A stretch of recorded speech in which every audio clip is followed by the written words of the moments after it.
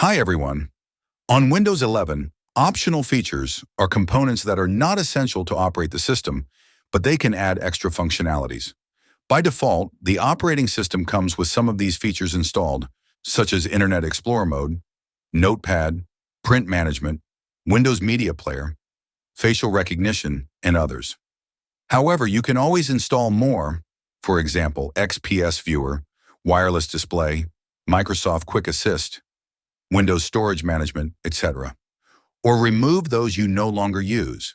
If you don't find the feature you want to install in the Settings app, you can also use the legacy Windows Features tool to add different components such as Hyper-V Net, Windows Subsystem for Linux, and many others. In this guide, I will show you the steps to install additional features on Windows 11. Use these steps. First, open Settings on Windows 11 and click on System. Next, click the Optional Features page and click the View Features button in the Add an Optional Feature setting. Next, select the optional feature to install on Windows 11 and click the Next button. Next, click the Install button. Once you complete the steps, the components will download and install on your computer.